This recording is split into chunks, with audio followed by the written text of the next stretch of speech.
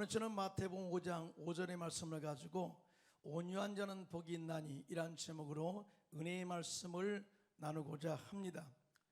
예수님께서는 산상수훈을 통해서 영적으로 메말라 있던 영혼들에게 심령의 가난함으로 하나님을 찾아 그 안에서 천국을 누리며 살기를 원했습니다.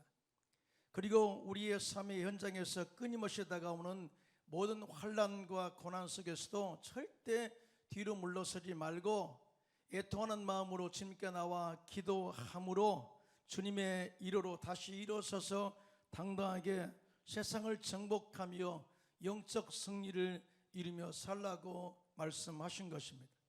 그러면서 오늘 본문의 마태복음 5장 5절에 함께 합독합니다. 시작. 온유한 자는 복이 있나니 그들이 땅을 기업으로 받을 것이며라고 가르치셨습니다. 성경에 보면 온유는 성령의 열매인 동시에 사람의 성품으로 그렇게 표현하고 있습니다. 온유한 성품을 갖게 되면 땅을 기업으로 받는 하나님의 축복이 따라오게 되고 다른 사람들과 좋은 관계를 맺어서 서로 상승하는 축복을 거두게 되는 것입니다. 그럼 우리는 온유한 성품을 우리가 잘 만들어서 하나님의 축복을 받아 누릴 뿐만 아니라 함께 더불어 공동체가 복받는 축복의 통로가 되시기를 예수님의 이름으로 축원합니다. 그러면 이 온유의 성품은 어떤 모습일까요? 첫째로 온유의 성품은 긍휼과 자비의 사랑의 마음입니다. 마태복음 11장 29절로 30절입니다. 시작. 나는 마음이 온유하고 겸손하니 나의 멍에를 메고 내게 배우라. 그리하면 너의 마음의 쉼을 얻으리니 이는 내 멍에는 쉽고 내 짐은 가벼움이라 하시니라고 말씀하셨습니다. 예수님은 온유하신 성품의 모델이십니다. 믿으시면 아멘 하시기 바랍니다. 그래서 신앙생활 가운데 예수님의 성품을 닮아가는 것보다 귀한 것은 없을 것입니다. 우리가 예수님을 나의 구세주로 고백하고 구원받은 후에 예수님의 제자로서의 삶을 살아가는 데 있어서 예수님의 온유의 성품을 닮아가는 것은 아주 중요한 것입니다. 최근 우리 교회 찬양 예배에서 자주 부르는 찬양 가사가 있죠. 하나님의 꿈이 나의 비전이 되고 예수님의 성품이 나의 인격이 되고 성령님의 권능이 나의 능력이 되기를 원하고 바라고 기도합니다. 여러분, 이 고백에서 이 가사 역시 이 가사를 만든 이 작시자의 마음이 그대로 나타나지 않습니까? 우리는 연약하고 부족하고 주님의 그 모습을 닮아가기를 갈망합니다. 성품을 닮아가기를 갈망합니다 하는 작사자의 마음이 담겨 있는 것을 보게 됩니다. 세무얼 스마일즈는 인격론이라는 책에서 태도는 그 사람의 내적 특성을 외적으로 보여주는 도구이다 라고 이야기했습니다.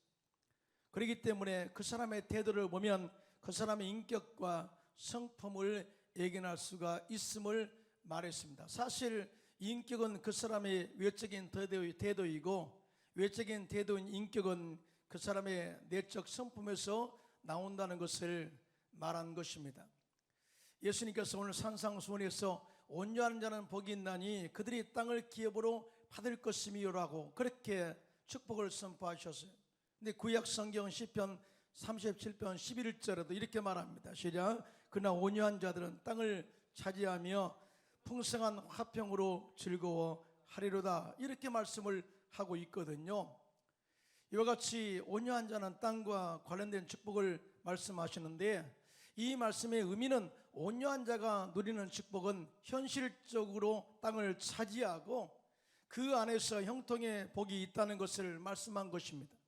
더 나아가 영원한 생명을 보장하는 천국을 예비해 두셨다는 것을 의미하기도 합니다. 그러므로 온유한 자는 지금의 삶에서 형통의 복을 누리는 현실적인 축복과 장차 영원한 천국의 땅을 차지하고 누리는 축복이 보장되어 있다는 사실을 말씀하고 있는 것입니다. 예수님께서 우리에게 보여준 온유한 성품은 긍휼과 자비와 사랑의 마음입니다.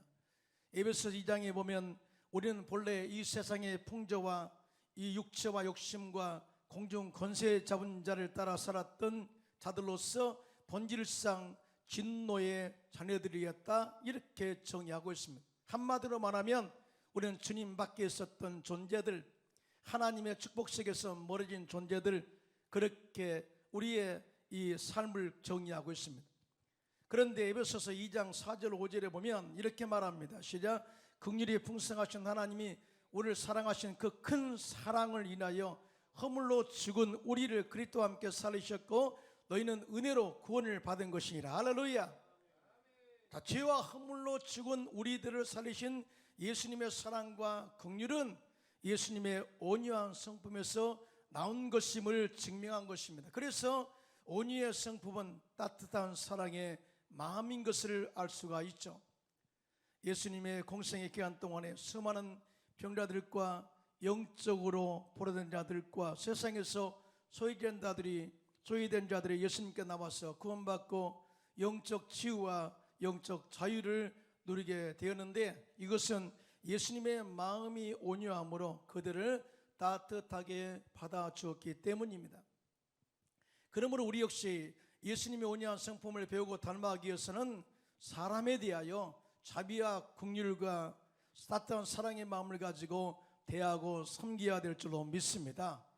우리가 사람을 만나다 보면 그 사람의 마음을 다 알 수는 없지만 사람마다 느끼는 온도와 기운의 차이를 감지할 수 있어요.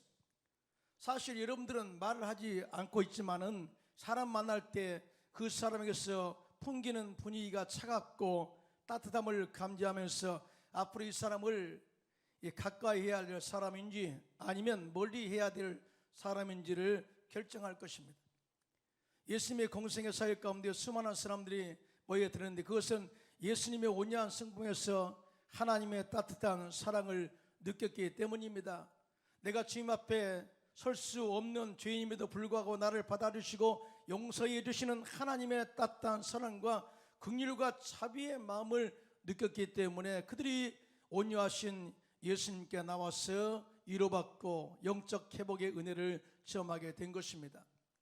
이런 관점에서 보면 교회도 영적인 온도와 영적인 감정과 영적인 기운이 있다는 것을 알 수가 있습니다. 그러므로 우리 교회 성도님들은 예수님의 온유하신 성품을 겸비해서 누구든지 하나님의 따뜻한 사랑과 자비와 긍휼로 안아주시고 만나는 사람마다 예수님의 사랑으로 안아주시고 영적으로 회복해서 온전하게 거룩한 영성으로 세워가는 교회의 성도들이 되시기를 예수님의 이름으로 축원합니다. 하나님은 온유의 성품을 겸비한 사람들을 통해서 주변을 행복하게 만들어 가시는 것입니다. 그러므로 우리들은 예수님의 온유한 마음을 겸비하여 우리의 주변을 행복하게 해야 되는 것입니다. 그러기 위해서는 우리들은 언제나 사랑의 따뜻한 눈빛, 사랑의 따뜻한 미소, 사랑의 따뜻한 표정, 그리고 따뜻한 사랑의 마음으로 분위기를 만들어 가야 하는 것입니다. 둘째로 온유의 성품은 겸손과 순종의 마음입니다. 빌립보서 2장 5절로 8절입니다. 시작. 너희 안에 이 마음을 품으라. 곧 그리스도 예수의 마음이니 그는 근본 하나님의 본chất이나 하나님과 동등됨을 취할 것을 이기지 아니하시고 오히려 자기를 비워 종의 형체를 가지사 사람들과 같이 되셨고 사람의 모양으로 나타나사 자기를 낮추시고 죽기까지 복종하셨으니 곧 십자가에 죽으심이라. 이렇게 말씀을 하셨어요. 빌립보서에서 보여주신 예수님의 온유의 성품은 겸손과 순종의 마음이다, 이렇게 가르치고 있어요. 온유의 성품은 원하지 않는 마음을 의미합니다.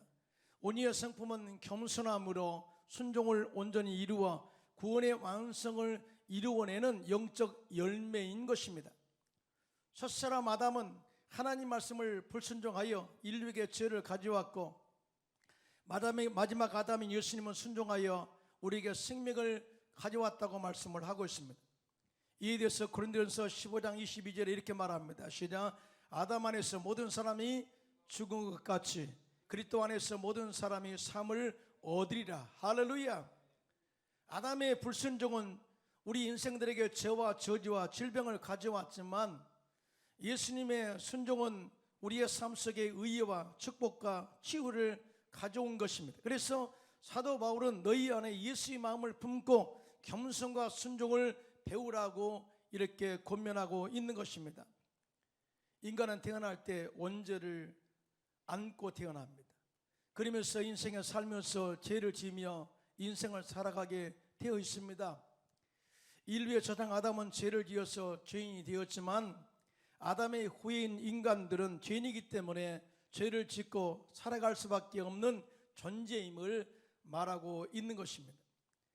여러분, 불순종은 마귀의 본성이 따라서 예수님을 믿지 않는 인간들은 불순종의 아들 마귀의 종으로 살고 있기 때문에 하나님의 말씀에 불순종하는 것은 아주 당연하고 자연스러운 것처럼 행동합니다. 이들은 불순종하면서도 양심의 가책도 느끼지 않습니다. 더 나아가 이들은 불순종하기 때문에 불순종하기 위해서 노력할 필요도 없고 훈련할 필요도 없습니다. 왜냐하면 원래 그들은 불순종의 마귀의 종으로 살고 있기 때문에 그들의 것으로서 그런 불순종은 당연한 삶으로 여겨지기 때문입니다. 반면에 순종은 예수님의 본성입니다. 그래서 순종은 배워야 하는 것입니다.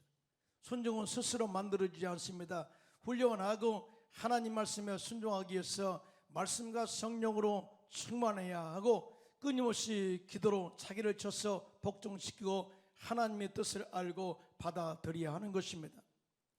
그런데 우리가 순종할 수 있는 영적인 은혜가 있는데 우리가 하나님을 사랑하면 하나님의 말씀을 지키고 순종할 수가 있다는 사실을 성경은 가르쳐주고 있습니다. 이에 대해서 예수님께서는 요한복음 14장 15절에 시작, 너희가 나를 사랑하면 나의 계명을 지키리라. 다시 말해서 내가 순종하려고 노력해서 순종이 이루어지는 것이 아니라 하나님을 얼마나 사랑하고 있는가를 우리가 그 척도를 가지고 순종할 수 있느냐 아니냐를 결정할 수가 있다는 거죠. 그러면 우리는 순종하려고 노력하지 마시고 하나님을 사랑하려고 노력하고 힘써야 될 줄로 믿습니다. 왜냐하면 하나님을 사랑하면 하나님 말씀에 순종이 가능하고 쉬워지기 때문인 것입니다. 예수님은 아버지의 하나님을 사랑하셨어요. 또 우리 죄인된 인간들을 사랑하셨어요. 그래서 하나님의 세상을 이처럼 사랑하사 독생자를 이 땅에 보내셨습니다. 그리고 예수님께서는 아버지의 말씀에 순종해서 십자가의 죽으심으로 우리의 죄와 허물을 다 용서해 주셨습니다. 뿐만 아니라 우리의 삶 속에 흐르는 저주를 끊으시고 아브라함의 복을 받게 해 주셨습니다. 그가 채찍에 맞음으로 우리의 모든 질병을 치료하신 은혜를 허락해 주셨습니다. 믿으시면 아멘 하시기 바랍니다. 우리 인생들을 사랑한 결과가 이렇다는 것이죠. 또 뿐만 아니라 온유의 마음으로 겸손하게 순종하기 위해서는 하나님의 말씀을 듣기를 간절히 갈망해야 하는 것입니다. 듣는 것이 순종하는 것입니다. 듣는다는 것은 말씀에 집중하는 것을 말합니다. 듣는다는 것은 집중해서 경청하는 것을 말합니다. 여러분 말이죠, 순종을 전제로 집중하여 경청할 때 하나님의 말씀이 나에게 생명의 말씀으로 들리는 것입니다. 순종을 전제로 경청할 때 그 말씀이 정확하게 올바로 들려지게 되고 정확하게 들려오는 말씀은 사랑 운동력이 있어 우리의 마음과 영과 육체를 살리고 말씀에 순종할 수 있도록 우리의 생각을 하나님의 말씀에 복종하도록 이끌어 가는 것입니다. 할렐루야. 우리가 하나님의 말씀을 순종해 전제로 듣는 것이, 집중해서 듣는 것이 얼마나 중요한가를 말씀하고 있습니다. 1885년 4월 5일 부활절에 한국 선교사로 온 언더우드 선교사가 영적으로 캄캄한 조선 땅에 첫 발을 내디뎠을 때 미래가 보이지 않았습니다.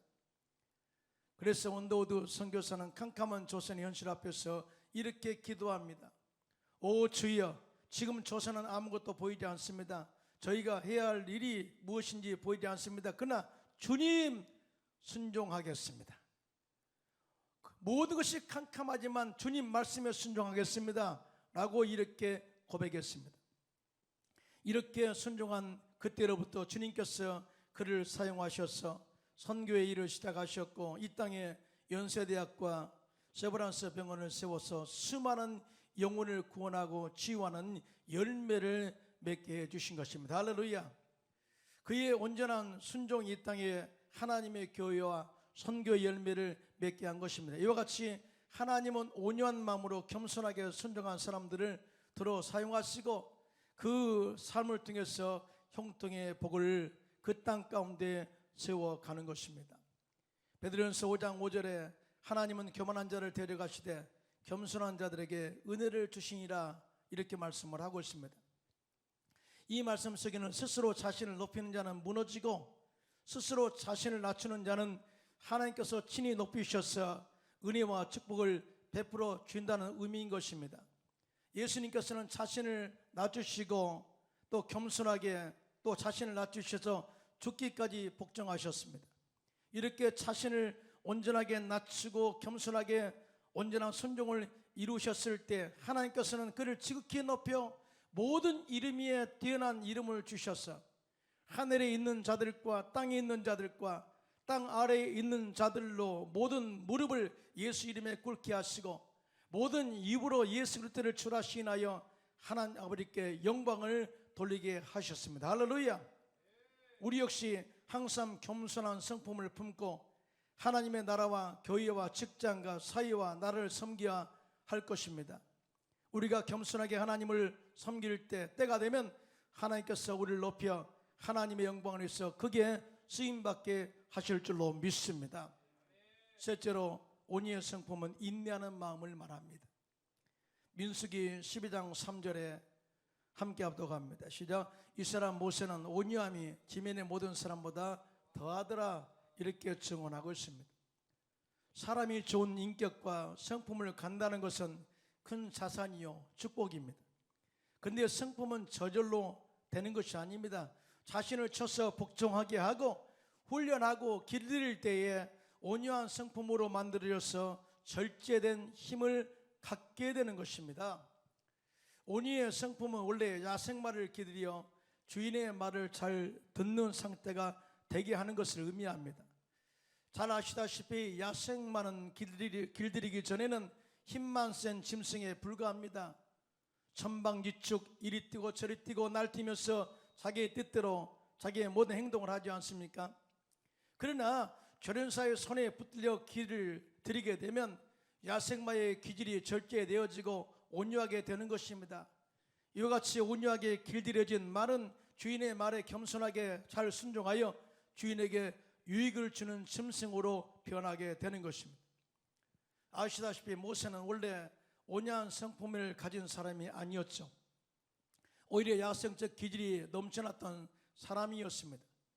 그가 애굽의 왕자로 있을 때 애굽의 사람이 자기 동족을 괴롭힌다 해서 애굽 사람을 순식간에 쳐 죽였던 인물이 바로 이 야생적 기질을 가지고 있었던 사람이 바로 모세였습니다. 그의 야생적 기질은 애굽에서 형성된 것입니다. 애굽의 왕자로 있을 때 모세는 무리를 닦고 키우면서 그의 야생적 기질은 더욱더 강해졌습니다. 그런데 모세가 아무리 힘이 세다 할지라도 절제되지 않는 모세를 하나님께서는 사용하실 수가 없었습니다. 그래서 하나님께서는 모세의 온유한 성품을 훈련하기 위해서 광야로 보내신 것입니다. 하나님 모세로 하여금 광야에서 장인 이드로의 양을 치게 하시는데 그는 양을 치면서 스스로 날뛰던 야생적 기질을 제거하게 됩니다. 또한 양을 치며 인내하는 법을 배우게 됩니다. 또한 양을 치면서 양 한 마리의 소중함과 양들의 생각을 이해하고 배려하는 법을 외우면서 자신을 통제할 줄 아는 온유한 성품의 사람으로 바뀌게 되었습니다. 이와 같이 모세가 야생적 기질을 바꾸고 온유한 성품의 옷을 입고 겸비했을 때 하나님께서는 애굽의 노예로부터 해방을 갈망하는 이스라엘 백성들에게 보내셔서 200만의 이스라엘 백성들을 애굽에서 이끌어내는 출애굽의 지도자로 세워서 사용한 것입니다. 뿐만 아니라 이삭은 모리아산에서 아버지 아브라함의 순종과 겸손과 인내를 보고 배우며 자란 자입니다. 그래서 이삭의 성품은 그 마음속에 항상 순종과 겸손과 인내의 마음을 가진 사람으로서 성장하게 됩니다. 하루는 하나님께서 이삭에게 이 땅에 머물라 명하셨어요. 이삭은 하나님 명령에 순종해서 그랄 땅 블레셋에 머물러 농사를 지었을 때 100배의 열매를 거두었습니다. 그리고 이삭은 우물을 파는 것마다 물이 쏟아져 나왔습니다. 그러자 블레셋 사람들이 시기하여 이삭에게서 우물을 빼앗고 자리를 떠나달라고 요구했을 때 이삭은 그들과 다투지 않고 자리를 옮겼습니다. 왜냐하면 이삭은 어디를 가든지 하나님이 함께 하시면 장소와 환경을 초월해서 형통할 것을 믿었기 때문입니다. 이삭이 온유한 성품으로 자리를 옮겨 우물을 팔 때마다 물이 솟아나게 되자 블레셋 사람들이 하나님이 함께 하신 자의 형통을 보고 블레셋 왕 아비멜렉이 그의 친구 아우삭과 군대장관 비골과 함께 와서 이삭과 화친을 맺고 돌아가는 역사가 일어나게 된 것입니다. 이것이 바로 온유한 성품을 겸비한 자의 승리요 또 형통의 삶이라는 사실을 우리에게 보여준 것입니다. 우리는 예수 그리스도의 제자로서 온유한 성품을 겸비해야 될 줄로 믿습니다. 특별히 요즘 시대는 온유함이 절실히 필요한 시대입니다. 지금은 코로나 방역 4단계로 인해서 비대면 예배를 드리게 되었는데 영적으로 답답하고 억울하고 화나게 하는 일이 많아서 언어 폭력과 육체적 폭력을 행사하라고 유혹할 때가 우리 마음속에 다가올 때도 있죠. 그러나 우리들은 이럴 때일수록 자비와 긍휼과 사랑과 겸손과 순종의 성품의 옷을 입고 끝까지 절제하여 인내함으로 온유의 성품의 열매를 맺어 이 땅에서도 형통의 복을 누리고 하늘에서의 영원한 생명의 복을 누리는 성도들이 되시기를 예수님의 이름으로 축원합니다.